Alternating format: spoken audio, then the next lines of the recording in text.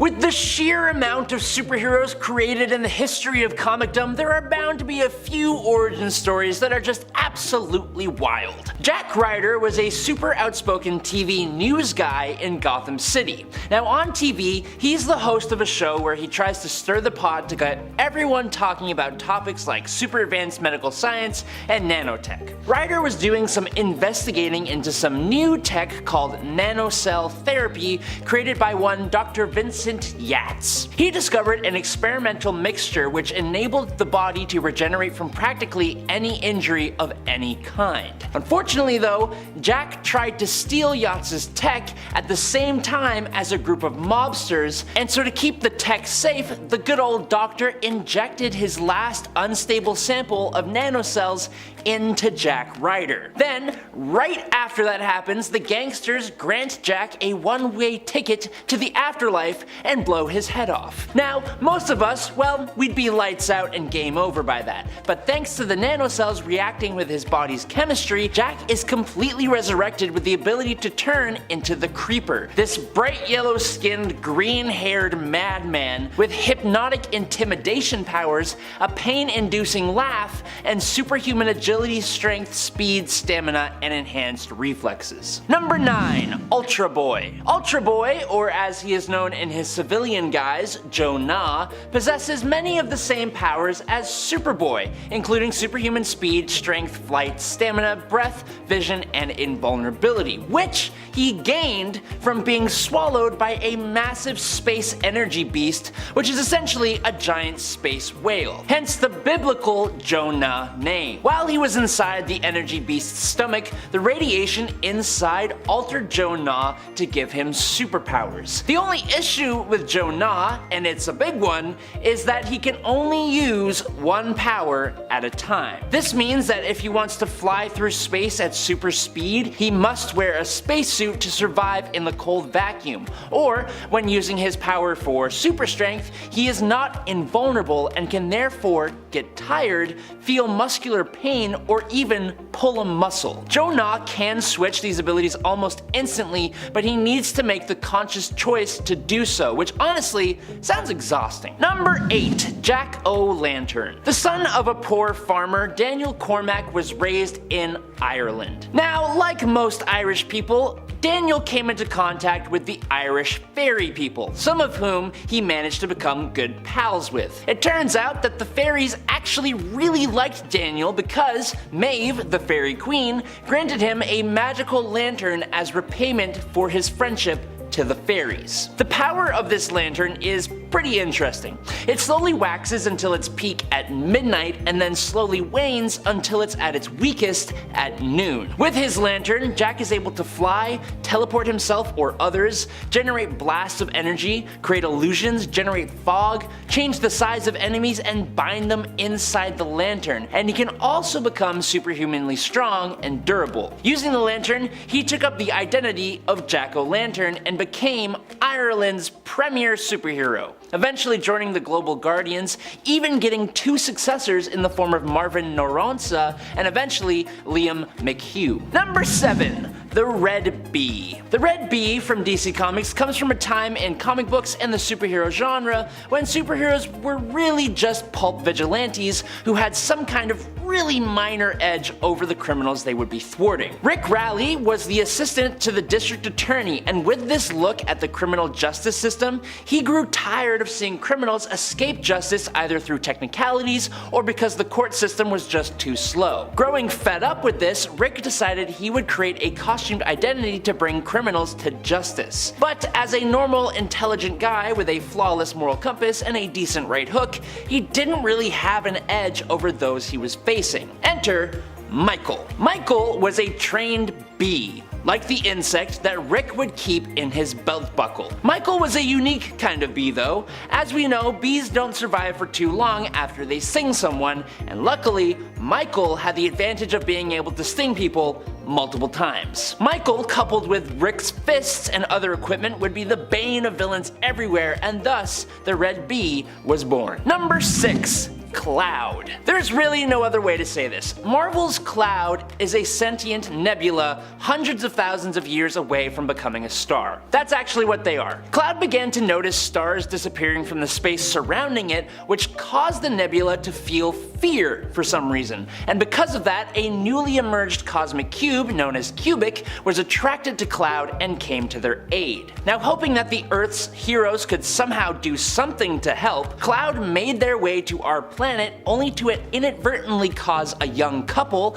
Carol Faber and Danny Milligan, to get distracted while driving and crash their car. When Cloud attempted to help the couple, they tried to enter into their minds but were instead bombarded with the unique human psyche. For some reason, this transformed Cloud into a replica of Carol, with no memories of their former self. This made Cloud the perfect target for the Secret Empire, which is a cult-like offshoot of Hydra that then weaponized Cloud to suit their own nefarious ends before she was eventually taken on to the Defenders team. Number 5. Elongated Man. When Ralph Dibny was a tiny little Ralph Dibny, he saw a contortionist at a carnival and he was instantly down to be able to be like that guy. Everyone had their thing, and for Ralph, his thing was trying to figure out how someone could twist and fold their body into all sorts of shapes like a contortionist could. Obsessed with learning the secrets of the contortionists, for years and years Ralph figured out that all the contortionists he observed drank the same drink. Not some crazy formula, not some kind of tea,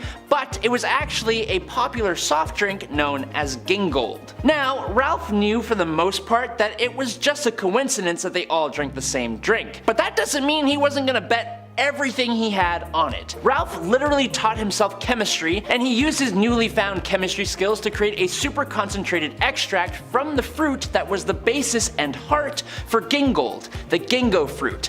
And what do you know? The super concentrated extract allowed him to make any part of his body stretch to a ridiculous degree. What's that, I hear you say? Why yes, this does make no sense. Number 4. Flex Mentallo. The Doom Patrol is a unique team to say the least. Their whole thing is that their powers are weird enough that they were shunned, made fun of, etc, and so they pulled together to make their own team. A bunch of them could make this list, but the one member who I think deserves to make it onto this list is Flex Mentallo. He first appeared in Doom Patrol Volume 2, number 35 in 1990, and was essentially created by another metahuman by the name of Wallace Sage. Wallace has the ability to take any drawing he makes and turn it into real life. With that power, he created Flex. Now, Flex himself was given the mysterious and kind of hilarious power of muscle mystery, which allows him to alter reality by flexing different muscles. For example, flexing his scalenus minimus, Flex has the ability to survive in the vacuum of space for an extended amount of time. His other powers include enhanced senses, mind control, precognition, reality alteration, superhuman durability, superhuman strength, and telepathy, all by flexing different muscles. Number 3. Puck. The Alpha Flight member known as Puck was at one point literally just a little person who pushed himself to turn his body into an almost perfect physical specimen, able to lift hundreds of pounds and fight as well as his fellow Alpha Flighters. But this was before his Alpha Flight days. He had tons of adventures and his pretty basic but mysterious backstory added to his likability. Now, the dumb part came much later on when it was revealed that Puck was actually much older than he seemed and was not actually born as a little person. Apparently, Puck used to be 7 feet tall and was a mercenary and adventurer who was born near the start of the 20th century. As a merc, he was hired to steal the Black Blade of Baghdad, and he totally did it, but then it unleashed an ancient magical being known as Black Razor. In order to defeat Black Razor, Puck sucked him into his own body, becoming immortal in the process, but also losing half of his height and being trapped in the form of a little person. Why? I don't know. Number 2. Whizzer. Bob Frank and his father Emil were traveling through Africa when they both unfortunately came down with an extremely deadly illness. Now, needing a transfusion in order to save their lives, Emil made it a mission to find someone who would be willing to help them and to save Bob's life. Apparently, there was absolutely no one who could help them out. But then, to make matters so much more worse, Bob also got bitten by a very deadly cobra. Bob was not having a good go of things here, and when that happened, a mongoose then just happened to show up and it introduced that snake to the afterlife. Now of course, this must have been a sign, and Emil had the bright idea to use this mongoose for the blood transfusion to save his own son's life. Don't worry about how a mongoose and a human are completely different. He was going to save his son's life. Not only did the mongoose DNA running through his son's veins save his life, but naturally, this had the added benefit of allowing Bob to now run at super speed? Apparently though, this was just common information, as Emil explained it as nonchalantly as pouring a cup of tea. Later on, it would be revealed that Frank had natural powers that were just jump-started by the addition of the mongoose DNA, but of course, that's only after they realized how that makes no sense. And in at number 1 today is Liesel Pawn. The Green Lantern Corps, actually every Lantern Corps really, has members of all different shapes and sizes. But what utterly baffles me personally is knowing that the Green Lanterns have a super intelligent, justice-seeking smallpox virus on their roster. Assigned to Sector 119, Liesel Pawn wasn't really able to join the other Lanterns in team meetings on the Green Lantern world because this Lantern risked infecting all the others. Liesel Pawn's partner in Sector 119 was called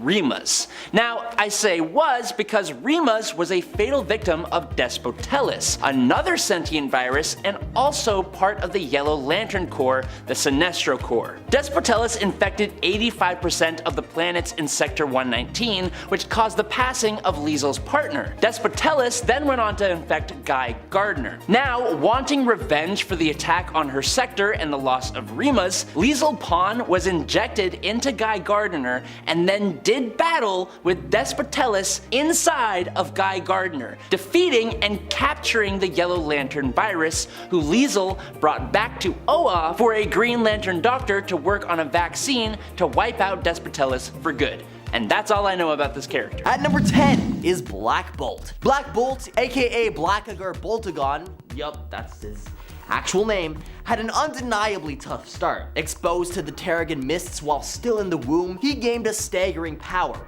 A voice capable of toppling buildings and even obliterating entire worlds. His arrival into the world wasn't subtle. His mere cries crumbled the structure around him when he was born. But from the moment of birth, Black Bolt was treated not as a person, but as a weapon of mass destruction. Isolation was his fate until the age of 19, and he was forbidden to utter a single word due to his uncontrollable power, spending the first 2 decades of his life in absolute silence. Now let's take a moment here to appreciate the image of a grown Black Bolt decked out in a superhero outfit sitting in his isolation chamber. I mean, come on dude, casual attire is an option. I mean, even the Joker doesn't wear purple at the Arkham Asylum. If you're enjoying this video so far, you can support this channel by pressing like, subscribing to Top 10 Nerd, and ringing that notification bell. Really appreciate it. At number 9 is Rorschach. Rorschach's backstory reads like a descent into a nightmarish abyss. A childhood entrenched in squalor, with a mother who lived a life of night walking set the tone for his grim trajectory. Bullied at school, Rorschach's retaliation marked his entry into the world of crime. But it was a chance encounter with a shifting, enigmatic dress that catalyzed his transformation. Crafting his ink-blotted mask, he embraced the persona of Rorschach. In the world of vigilantism, he crossed paths with Night Owl and the other Watchmen, but a horrifying case left an indelible scar. Investigating a girl's abduction, he stumbled upon an unspeakable brutality. Her remains had been fed to dogs. His retribution was unflinching, handcuffing the perpetrator amidst flames, and a gruesome ultimatum pushed the boundaries of his morality. As time went on, the line between Rorschach and Walter Korvax blurred. His mask became his face, obscuring his true self. In a twisted metamorphosis, Korvax perished and Rorschach emerged. This brutal origin story epitomizes the haunting complexity of Watchmen's characters, where darkness begets something darker. At number 8 is Red Hood. The only thing more tragic than Jason Todd's backstory is the fact that the decision to end his character was the result of a vote by fans via telephone poll. Born into Gotham and raised as the second ever Robin to Bruce's Batman, Todd's journey into heroism wasn't paved by rose petals. He met a tragic fate at the hands of the Joker when Batman's notorious nemesis whacked him mercilessly with a crowbar and left him strapped next to a bomb. Todd's demise marked the stark divergence from your typical heroic tragedy. Miraculously surviving his grim fate via some mystic shenanigans, probably involving the Lazarus Pit, he returned with a newfound edginess, embracing a more anti-hero persona as the Red Hood, which, by the way, is the Joker's original moniker. This gritty transformation challenges the traditional archetype of a superhero, delving into the complexities of vengeance, morality, and blurred lines. It seems that the darkest of beginnings can give rise to the extraordinary, if not unconventional, champions. At number 7 is Spider-Man. Spider-Man's origin story is a gripping tale of tragedy and transformation. Orphaned at an early age, he was raised by his Uncle Ben and Aunt May, growing up with a resilient spirit despite being bullied for his intellect and physicality. The twist, however, arrives when a radioactive spider bite grants him superpowers, turning Peter Parker into the friendly neighborhood Spider-Man. But the heart-wrenching moments don't stop there. The weight of responsibility intensifies when Uncle Ben is eliminated, largely due to Peter's inaction. See, because he got ripped off after winning his wrestling gig, he didn't mind when the place got robbed. Not until the robber went on to pew-pew his uncle in the street outside. This shattering loss becomes a driving force, propelling Spider-Man to navigate his dual life of newfound gravity. The web-slinger evolves from a carefree teen to a vigilant guardian, learning that great power demands great responsibility. At number 6, Daredevil. Daredevil, the man without fear, but with a lot of misfortune. Meet Matt Murdock. Picture a young Murdock full of good intentions attempting to save a pedestrian, but fate had other plans for him. At this moment, a radioactive substance blinds him. Not exactly a radioactive spider bite, but hey, it's Marvel. And then it gets even darker. His dad, just a hardworking boxer, ends up in the crosshairs of some ruthless gangsters. Murdock Sr. takes the fall, leading young Matt down a path of vengeance. But then it gets even worse. His love interest, Karen Page, she takes a dark turn too, selling out Daredevil's secret identity while under the influence, only then to be by the sadistically accurate Bullseye. Ouch. So here's Daredevil's origin in a nutshell. Blinded, avenging his father, dealing with loss, and grappling with betrayal. No wonder the guy's got issues. His life is like a masterclass in tragic backstories. At number 5 is The Flash. You know, when it comes to superhero origin stories, we often expect a certain level of tragedy. But Barry Allen's tale took an unexpected twist. You see, back in the day, his mother's fate wasn't the driving force behind his superhero persona. No, she was just in a coma for a little while. But then Crisis on Infinite Earths happened, things got shifted around, and suddenly, Barry's life became a roller coaster of sorrow. Enter Flash Rebirth, where the writers decided, hey, let's pile on that trauma. Now, Nora, Barry's mom, didn't just fade away quietly. No, she was brutally...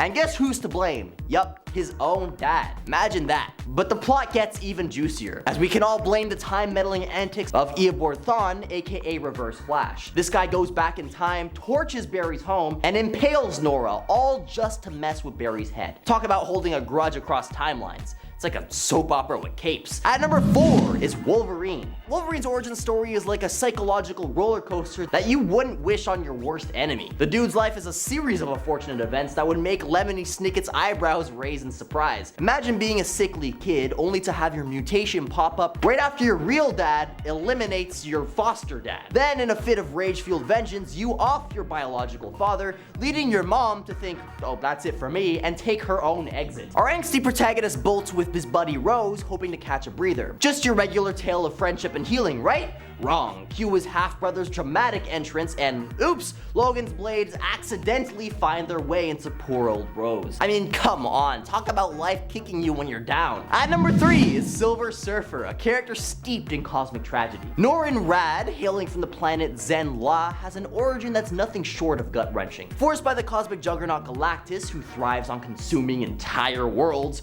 Rad becomes Galactus' herald. This means sourcing the cosmos for energy-rich planets to satisfy his master's insatiable hunger. At first, it doesn't seem too terrible, just avoid planets with intelligent life, right? But such planets are rare, and as guilt piles up, leading Galactus to inhabited worlds, the Silver Surfer's sanity begins to fray. Galactus, recognizing this, stifles Rad's emotions, reducing him to a mere husk. Imagine being shackled to his cosmic master's whims, his vibrant self buried under cosmic servitude. It's a tale of sacrifice, remorse, and the battle for identity woven into the fabric of the universe. At number 2, the Incredible Hulk. When we delve into the origin story of the Hulk, the surface level equation of Bruce Banner plus gamma radiation might seem straightforward, but the story goes much deeper. Sure, exposure to gamma radiation plays a pivotal role in his transformation, but why the emotional roller coaster once he's green? The answer is as complex as Bruce's psyche. Unraveling the threads leads us to Bruce's tumultuous past and the haunting figure of his father, Brian. Brian Banner's exposure to gamma radiation triggered a genetic alteration that echoed down the family tree, affecting Bruce as well. Yet it's not just the altered genes that shaped the Hulk's fury. Brian wasn't just a victim of radiation, he was a tormentor and abuser. He was a tormentor.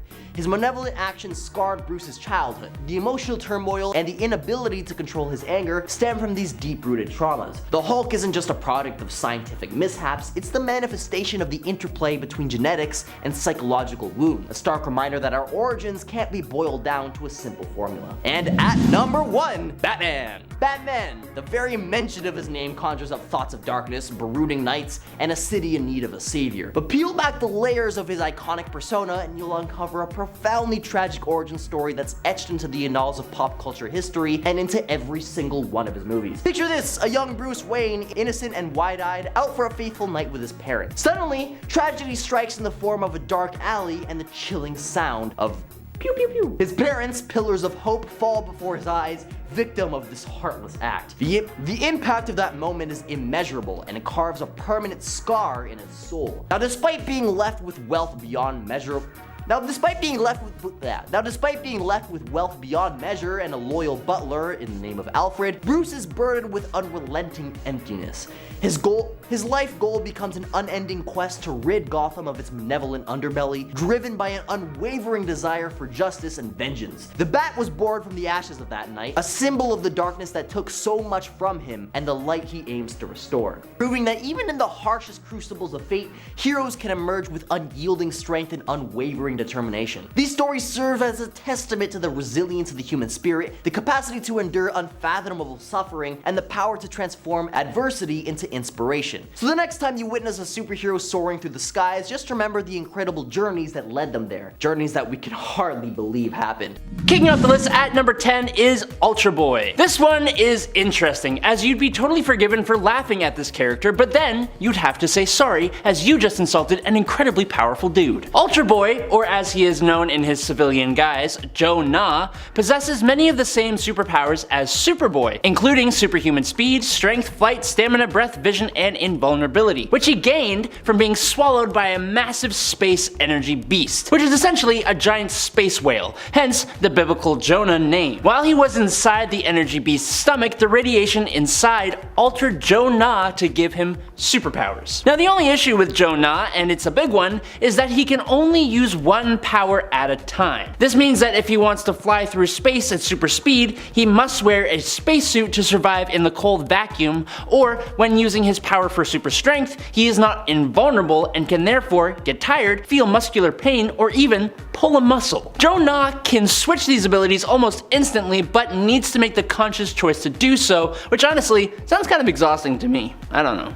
Number 9. Puck. The Alpha Flight member known as Puck was at one point literally just a little person who pushed himself to turn his body into an almost perfect physical specimen, able to lift hundreds of pounds and fight as well as his fellow Alpha Flighters. But this was before his Alpha Flight days. He had tons of adventures, and his pretty basic but mysterious backstory added to his likability. But that ain't the dumb part. The dumb part came later on when it was revealed that Puck was actually much older than he seemed and was not actually born as a little person. Apparently, Puck used to be 7 feet tall and was a mercenary and adventurer who was born near the start of the 20th century. As a merc, he was hired to steal the Black Blade of Baghdad, and he totally got it, but then it unleashed an ancient magical being known as Black Razor. In order to defeat the being, Puck sucked him into his own body, becoming immortal in the process, but also losing half of his height and being trapped in the form of a little person. Why couldn't he just be a little person?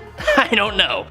Number 8. Elongated Man. When Ralph Dibny was a tiny little Ralph Dibny, he saw a contortionist at a carnival and he was instantly down to be able to be like that guy. Everyone has their own thing, okay? And for Ralph, his thing was trying to figure out how someone could twist and fold their body into all sorts of shapes like that. Obsessed with learning the secrets of the contortionists for years and years, Ralph figured out that all the contortionists he observed drank the same drink. Now, it's not some crazy formula, it's not some kind of tea, but it was actually a popular soft drink known as Gingold. Now, Ralph knew for the most part that it was just a coincidence that they all drank the same drink, but that doesn't mean he wasn't gonna bet everything on it. Ralph literally taught himself chemistry, which should be the superpower itself, and he used his newly found chemistry skills to create a super concentrated extract from the fruit that was the basis and heart for Gingold, the Gingo fruit. And what do you know? The super concentrated extract allowed him to make any part of his body stretch to ridiculous degrees. What's that I hear you say? Why yes, this does make no sense. Number 7. Wally West. Between roughly 1950 and 1970, 90% of superhero origin stories involved either chemicals or radiation. That's just how it worked. The Flash, we are all most familiar with, Barry Allen, became the fastest man alive when he was working at his forensics laboratory one night and a freak bolt of lightning struck his rack of chemicals and also Barry himself. In a stroke of luck, instead of completely frying the guy, the electricity from the lightning mixed with the unique and specific collection of chemicals and it gave Barry Allen super speed and access to the Speed Force. Now, while that origin may give you some pause, it's a classic origin story and most of us has just come to accept it. Now, 3 years after the Flash debuted, Barry Allen was visited by Wally West, the nephew of Barry's girlfriend, Iris. Wally was a big Flash fan, so Barry took him on a tour of his lab, the very lab where he was struck by lightning. Well, what do you know? A rogue bolt of lightning struck the very same rack of chemicals, all of which were still stored alongside each other,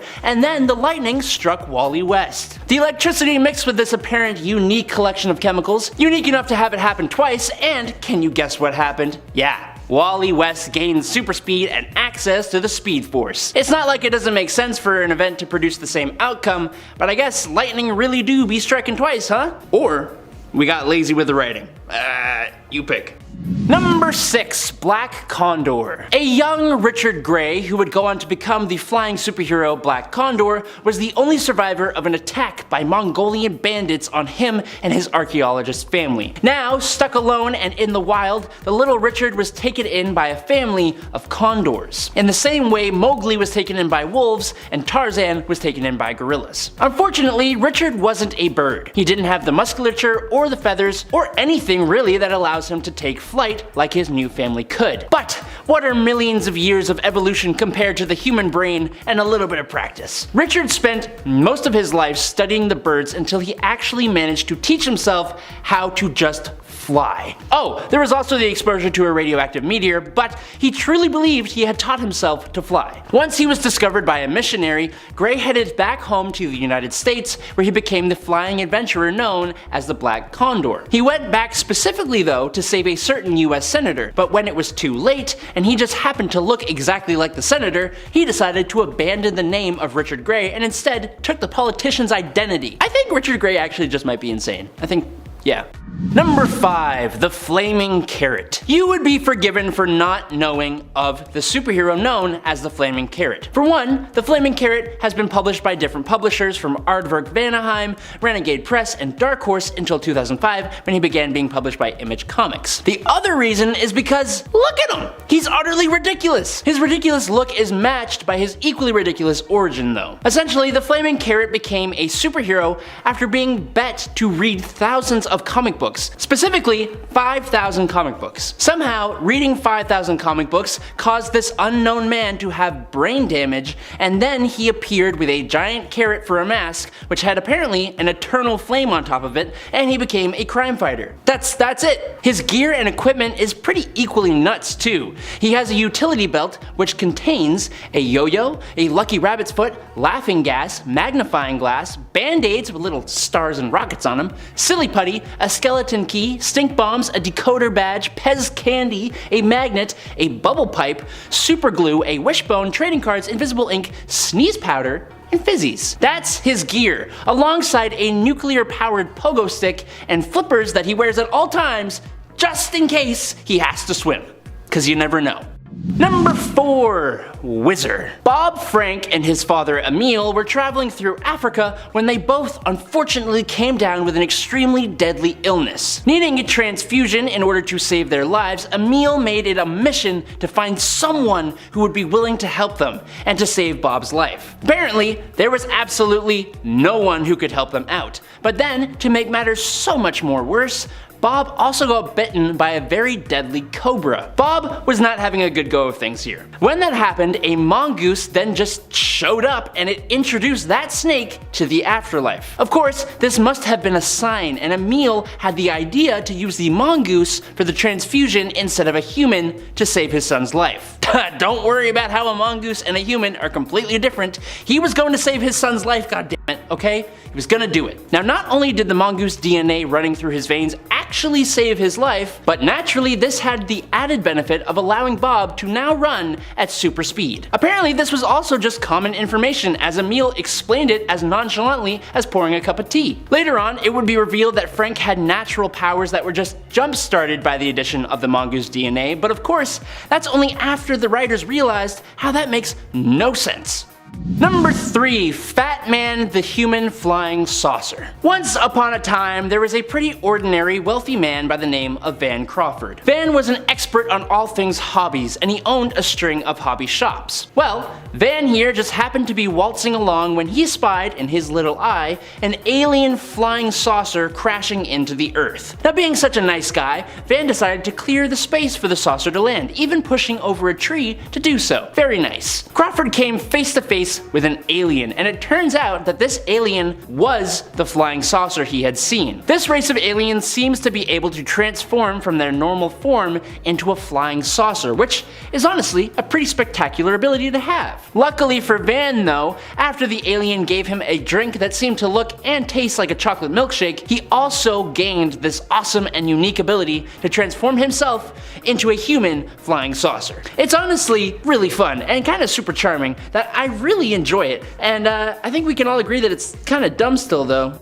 Number 2. Spider-Ham. Hailing from a universe where all the Marvel characters are replaced with cartoon character animal versions of themselves, Peter Porker is Spider-Ham, a pig. Peter Porker was actually born a spider named Peter, and he lived in the basement lab of May Porker, a scientist who had created the world's first atomic-powered hairdryer. May Porker, using the atomic hairdryer, accidentally irradiated herself, and then she bit Peter the spider, which made him turn into an anthropomorphic pig just like her, only with the relative powers of a spider. In his premiere issue, he would go on to do battle with Hulk Bunny, created when Bruce Bunny was trapped in an arcade cabinet and bombarded with gamma radiation. I wish I was making this all up, I really do, but it's also kind of awesome. Spider-Ham has most of the same abilities as 616 Spider-Man, only he has the rather unique ability called Spider Nonsense, which basically allows him to be more and more cartoony the more danger he is in, which is the perfect reason to have the wackiest nonsense happen that will save his piggy hide in some of the most imaginative ways possible. In at number 1, the Red Bee. The Red Bee from DC Comics comes from a time in comic books and the superhero genre when superheroes were really just pulp vigilantes who had some kind of really minor edge over the criminals they would be thwarting. Rick Raleigh was the assistant to the district attorney, and with this look at the criminal justice system, he grew tired of seeing criminals escape justice either through technicalities or because the court system was just too slow. Growing fed up, Rick decided he would create a costumed identity to bring criminals to justice. But As a normal, pretty intelligent guy with a flawless moral compass and a decent right hook, he didn't really have an edge over those he was facing. Enter Michael. Michael was a trained bee, like the insect that Rick would keep in his belt buckle. Rick was a unique kind of bee though. As we know, bees don't survive for too long after they sting someone. Luckily though, Michael had the advantage of being able to sting multiple times. Michael, coupled with Rick's fists and other equipment, would be the bane of villains everywhere, and thus the Red Bee was born. Starting us off in at number 10, the Badger. Let's begin our list with one of the more obscure heroes to appear on our countdown today. We are talking Norbert Sykes, aka the Badger. Oh friends, it only gets worse from here.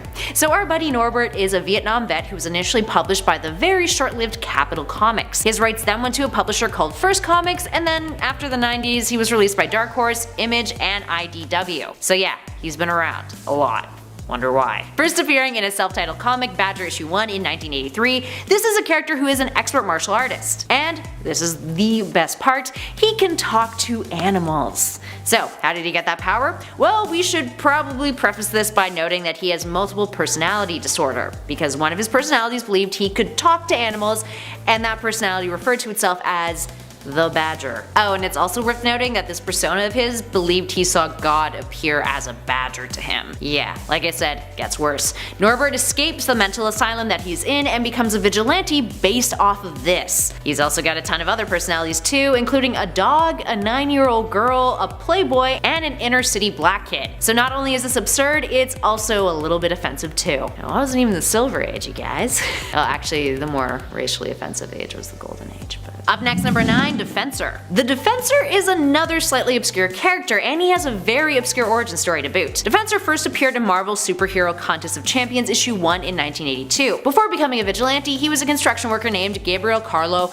Dantes Sepulveda, which I hope I'm pronouncing correctly. Gabriel found an underground passageway that he snuck into after his superiors at his job had gone home for the day. They had previously told him to ignore his discovery. Super stubborn though, he entered and found that the cavern contained a suit of vibranium armor connected to an unknown machine. So what did Gabriel do? Well, he put it on, of course. And as soon as he did, things went to hell. He was attacked by a group of creatures, and he fought his way back to the surface, and thus began his vigilante career. His death happened off-panel in 1995, being reported in Captain America issue 442, so clearly wasn't all that important. Makes sense why he's obscure. Coming in at our next spot at number 8, Elongated Man. Ralph Dibny may be a more respected B-tier superhero these days, but that is not something you'd assume based solely off of his origin story. How did he become a superhero? He drank soda. Not even kidding here. Dibny, a young regular dude who just so happened to be obsessed with circus performers, wanted to be like the contortionists and acrobats that he so dearly admired. So he did his research and asked around, and turns out the particular performers he questioned claimed that they drank a particular kind of carbonated beverage that helped them stay in top form. That soda was a drink called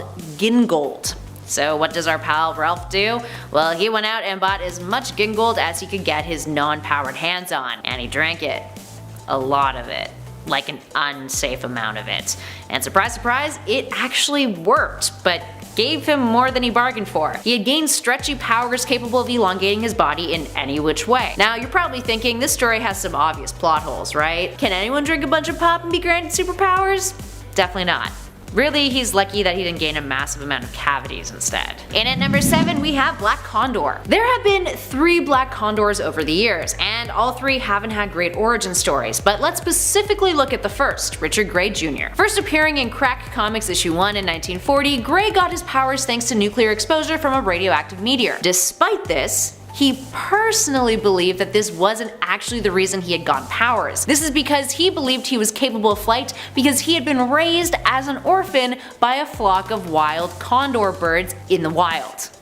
In the wilderness. Which, yes, is very, very dumb. When he did return to civilized society, he just happened upon the dead body of a senator named Thomas Wright. So he stole his identity because they shared an uncanny resemblance. How convenient. And yes, he led a double life as a senator while operating as a crime fighter. Yeah, you can see why this character has had so many different iterations. Although they never, quite got it right. Up next at 6, Green Arrow. Green Arrow's initial origin story is so bad because it's laughable. and that's because it is literally a ripoff of another one of DC's more popular characters, Batman. First appearing in More Fun Comics issue 73 from 1941, DC was clearly trying to capitalize on the success of their Caped Crusader Batman by creating a similar hero. This hero was Oliver Queen. Queen was an orphan. Queen had a traumatic experience that inspired him to fight crime. Queen was a millionaire philanthropist playboy. Queen had an arrow cave and an arrow car and even a young ward. Spot the difference yet? Well, apparently Queen found himself on a deserted island one day and taught himself how to be an expert archer. This is literally the only difference between him and Bruce Wayne when you put it out on paper. Like Batman, but more Robin Hood. Luckily, Queen had become a more independent character in terms of his identity later on, having had a major overhaul and a neat little retcon in the 60s that mixed up his ideologies, ditched his millionaire background, and turned him into a liberal man fighting for the people. Let's move on to another iconic DC character in at number 5, Catwoman. Oh yes, an iconic character the caliber of Catwoman can be victimized by a terribly wacky origin story just like any other hero. Selina Kyle first hit the scene in the early days of the Golden Age, appearing in Batman issue 1 from 1940, but she hadn't fully come into her own yet. During her debut, she was merely an expert thief who made use of disguises that made her appear like an innocent elderly woman. But how did she enter this glamorous life of crime and jewel thievery? Well, once upon a time, she was a flight attendant, and during one fateful flight, the plane she was working on crashed. She suffered from amnesia as a result, and upon waking, what did she do? She decided that she should start a life of crime. That's a completely rational idea, right? Yeah. Let's just be criminals. As for the whole cat part of her persona, she chose to adopt the mantle of the cat. She wouldn't be called Catwoman until later on, all due to her daddy dearest having owned a pet store in the past. As you can imagine, DC being the king of reboots and retcons eventually retconned this origin and replaced it with a brand new one in the 1980s after the character had made a comeback in the Silver Age. In our number 4 spot, Shauna the She-Devil. Shauna first appeared in a self-titled comic book in 1972. She is a well-trained veterinarian, an Olympic-level athlete, experienced in combat, and has extraordinary agility. She's also a highly sexually objectified character, but that is not why she landed on this list. Shauna witnessed the death of her mother. Her father murdered her mother. Yikes. She then moved from her home in Africa and came to the US to become an Olympic level athlete and a vet who specialized in raising leopard cubs. Here's where it gets really random. One of the cubs that she was raising was shot at by a zoo guard, and feeling the need to protect wildlife better, she moved back to Africa to fight poachers. That's it. It's kind of boring. Cool story. I can tell it again if you'd like. Coming in our number 3 spot, we have Bouncing Boy. Oh, Bouncing Boy.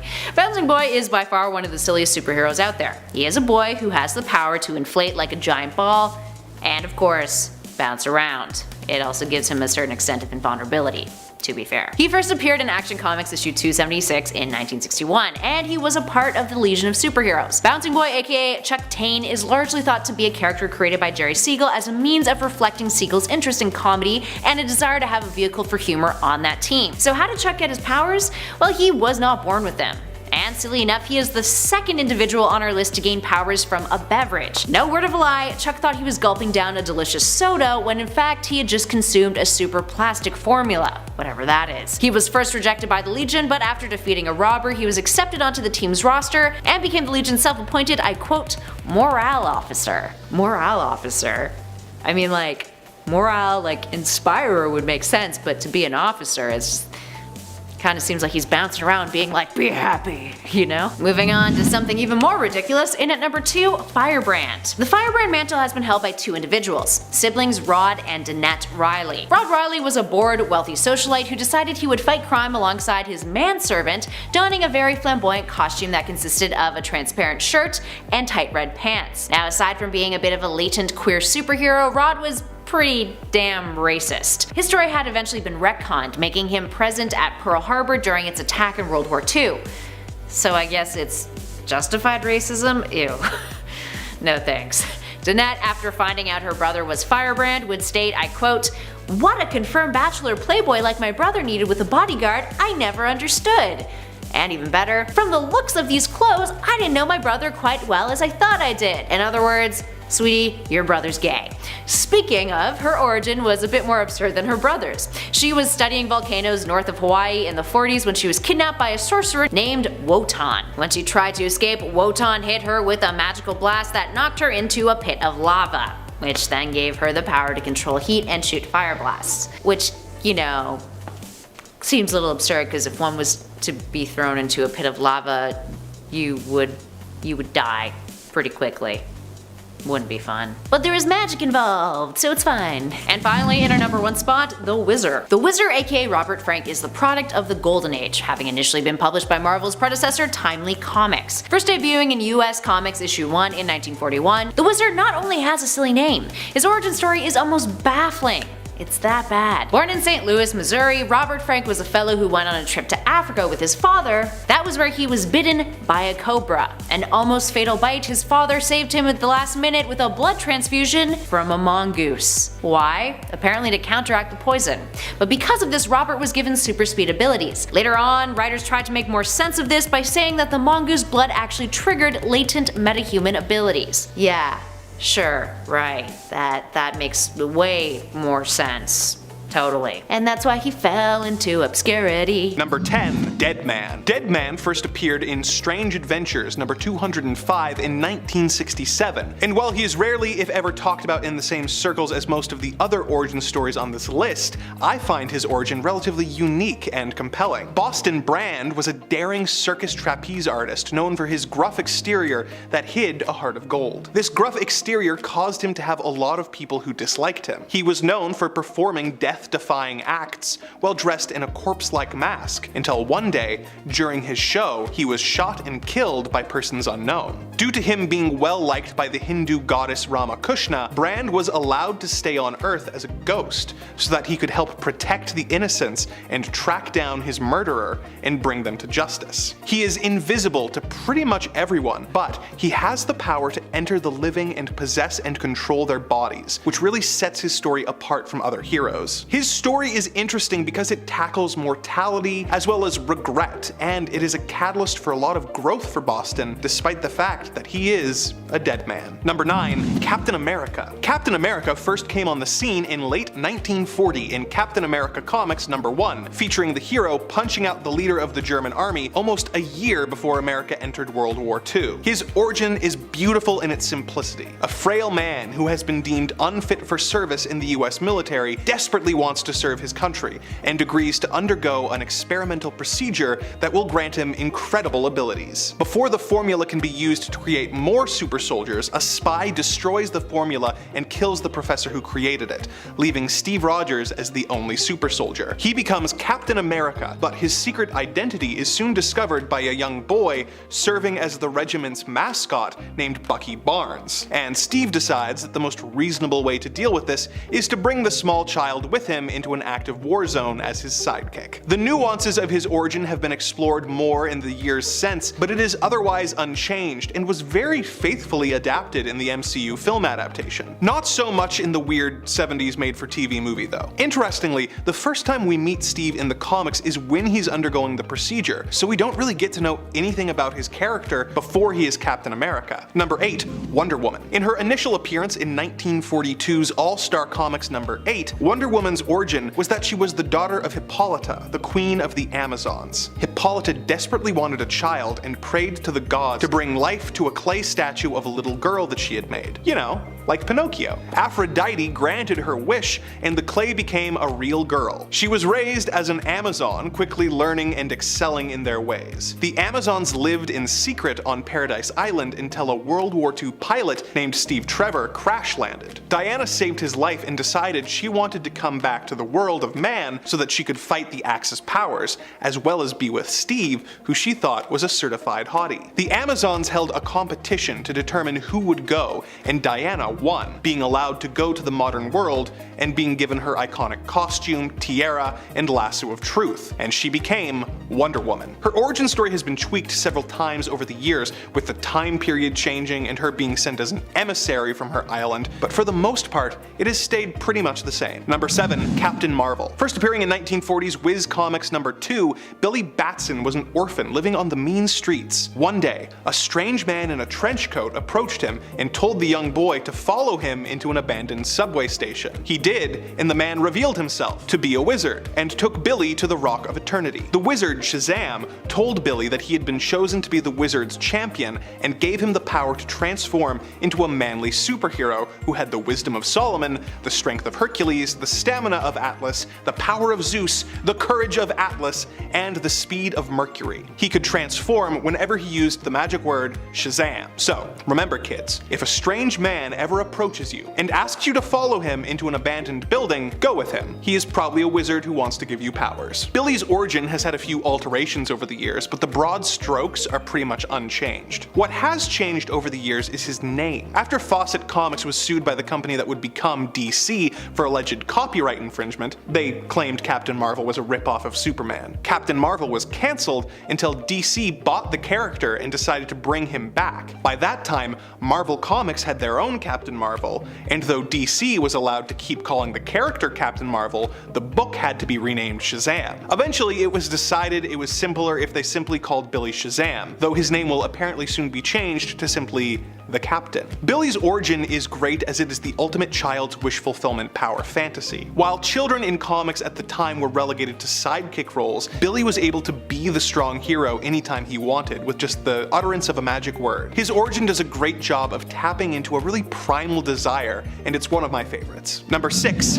Iron Man. Tony Stark was a wealthy weapons designer who was kidnapped by radicals. In the attack, shrapnel was lodged in his chest that would result in him dying within a week. His captors lied and told him that if he designed weapons for them, they would give him a life-saving surgery. Tony knew they were lying, but played for time, creating a metal chest plate that acted like a pacemaker, keeping him alive. Him and his fellow captive, Yinsen, secretly created a robot mech suit so that they could escape, but as it was charging up, their captors came to check on them. Yinsen sacrificed himself to allow Tony to survive, and Tony used his first Iron Man suit to take out the cell and escaped back to America. He soon decided to become a superhero, but kept his identity secret for much of his history by claiming that Iron Man was actually his bodyguard. It's an interesting origin that has aged really well, all things considered, with it having a lot of thematic weight, tackling the idea of the consequences of the military-industrial complex, and Tony being one of Marvel's most flawed heroes. Number 5. Daredevil. Matt Murdock was the son of a boxer named Batlin Jack Murdock. Jack wanted his son to have a better life than him,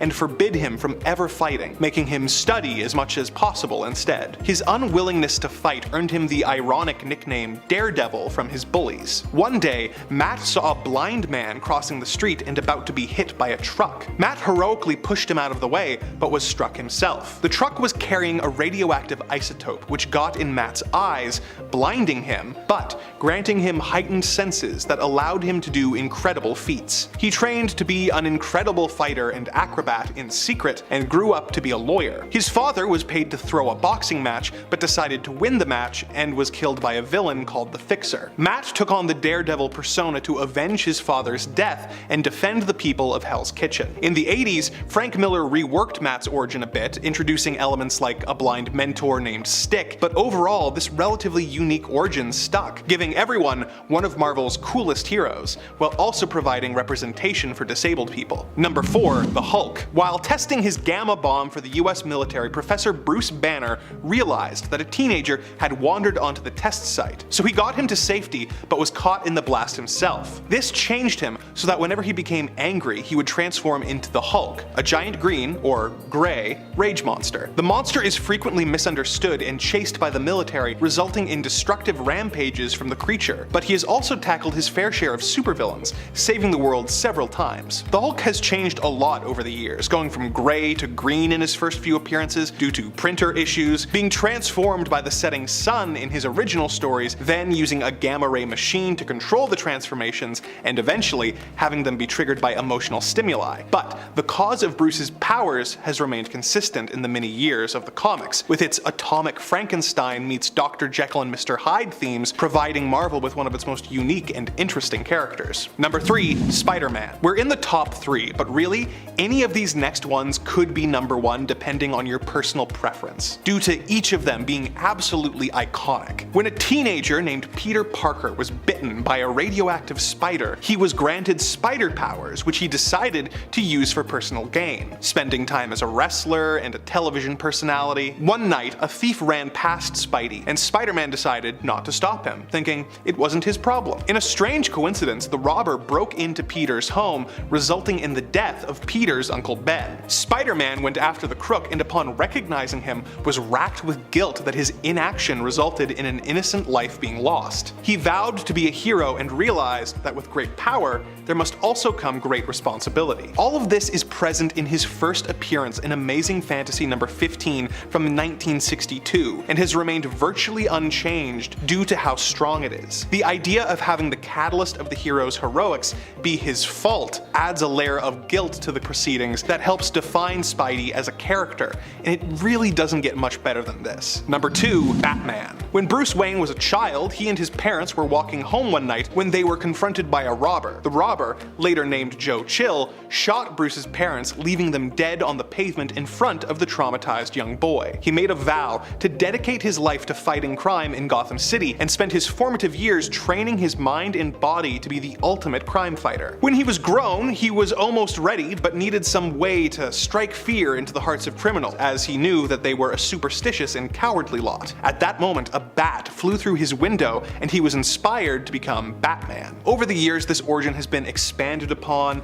and his time training has been more fleshed out, but that's his origin, and it's perfect. It's dark and gothic and perfectly suits the character. It is so ingrained in our public consciousness at this point that we're kind of sick of seeing it, or even hearing about it whenever the character brings it up in media. At this point, you could just have Batman show up and never mention why he does it, and everyone would still know, and that's the mark of a strong origin. Number 1, Superman. When the planet Krypton was about to be destroyed, one child was placed in a rocket and sent to Earth so that he might survive. Once on Earth, this child was raised by a kindly couple who taught him right from wrong. When he grew up, he decided to use his powers for good and be a superhero. Disguised as mild-mannered reporter Clark Kent, whenever trouble strikes, he becomes Superman. This origin was present in its broad strokes with the character's first appearance in 1938's Action Comics number 1, which features the doomed planet and sent to Earth in a rocket elements. A year later, in Superman number 1, the story was expanded upon, introducing the Kents who took him in. And in the years since, the origin has been reinterpreted and expanded upon, but all of the initial elements are still present. Although,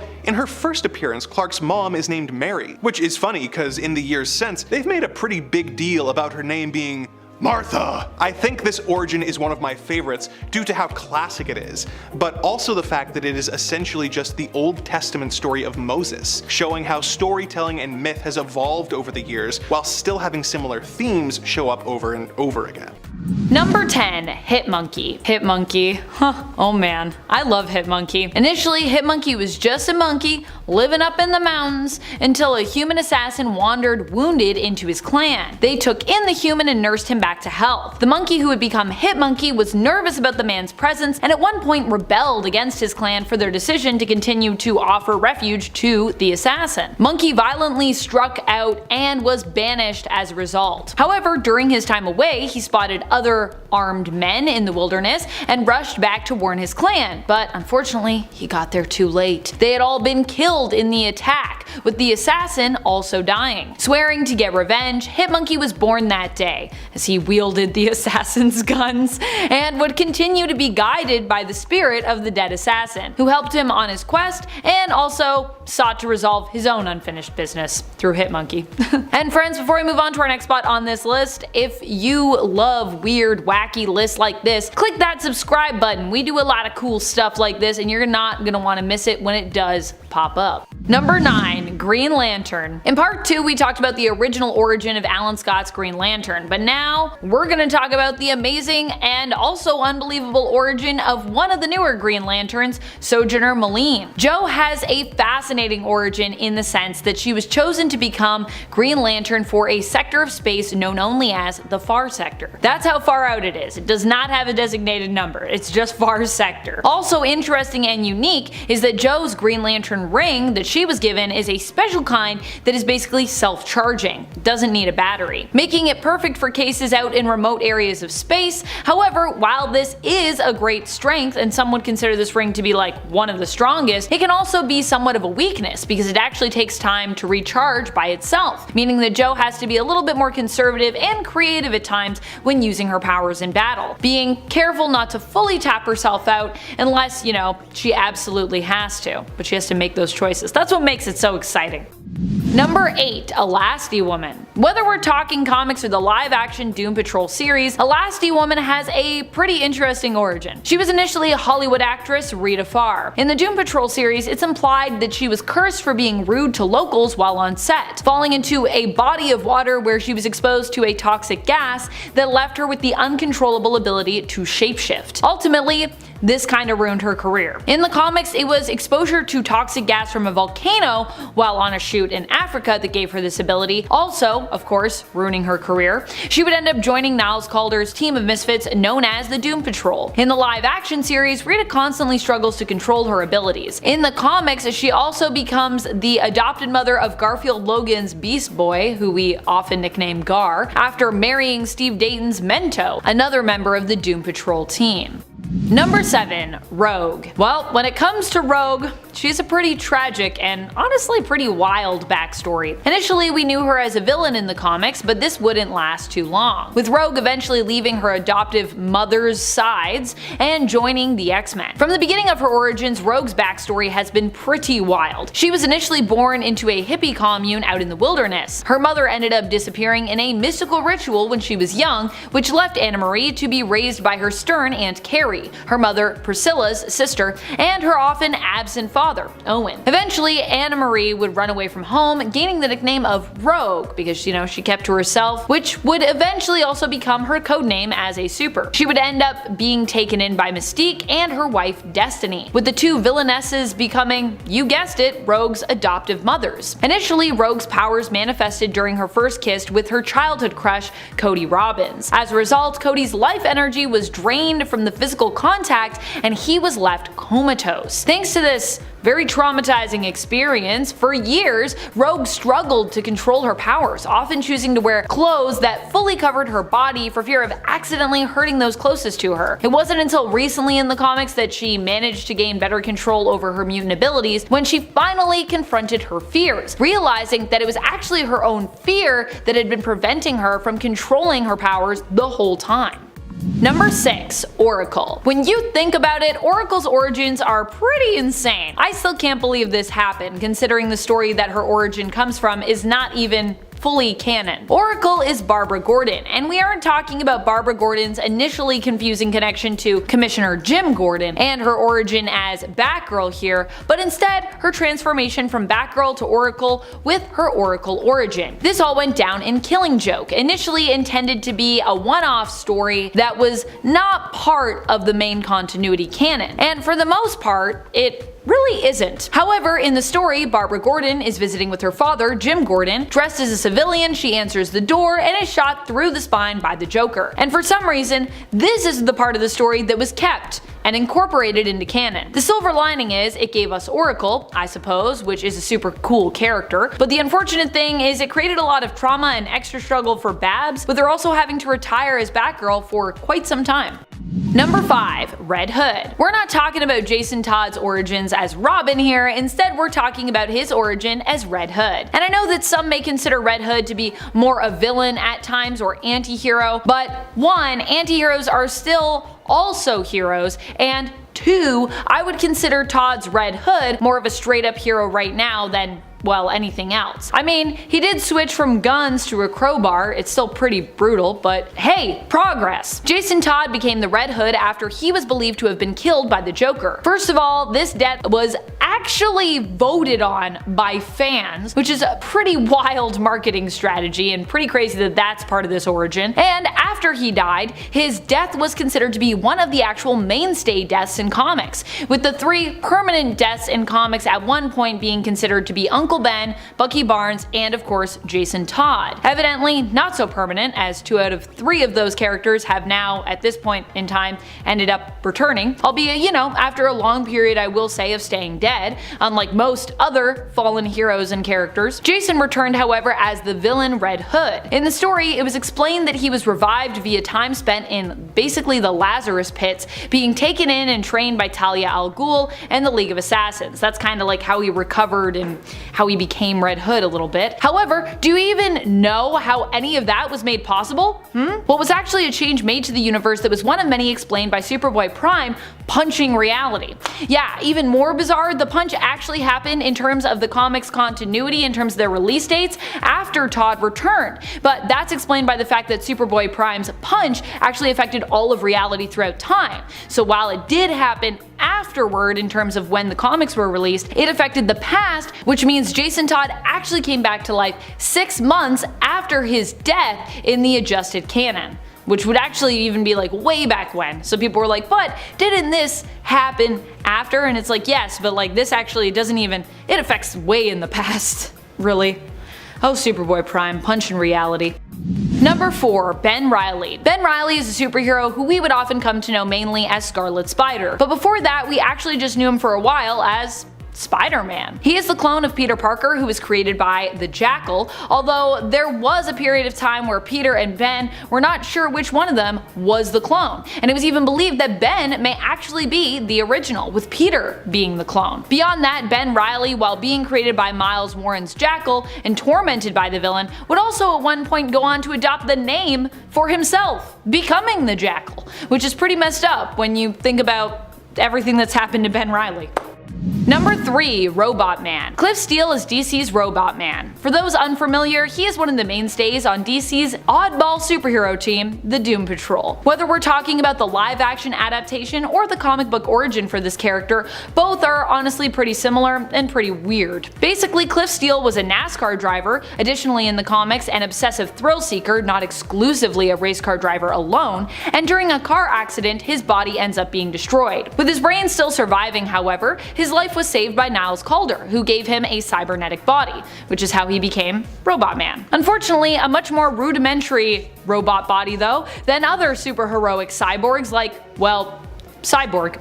In the live-action series Doom Patrol, Cliff's origin is made even more unbelievable, and we learn that this version of the accident happened not on the track, but after the race while on the way home. Cliff had been having an affair and his wife found out, but at the same time he also found out that his wife had found out, and then so she had had an affair and she let him know kind of in the worst time possible. She revealed this to him during his race, causing him to almost get in a life-threatening car crash. The two, however, after the race decided to renew their commitment to one another and ultimately try to salvage their marriage. I guess, you know, a near-death experience can do that to you. While on their way home with their young daughter Clara in the back seat, Cliff ended up getting into an accident tragically with a large logging truck. The accident cost his wife her life, Cliff his body, and left his daughter alive but severely traumatized. Even more wild, in the show, we'd actually later learn that Cliff getting into this accident was kind of all part of Niles Calder's experiments as he sought to find a way to become immortal. Now that is unbelievable.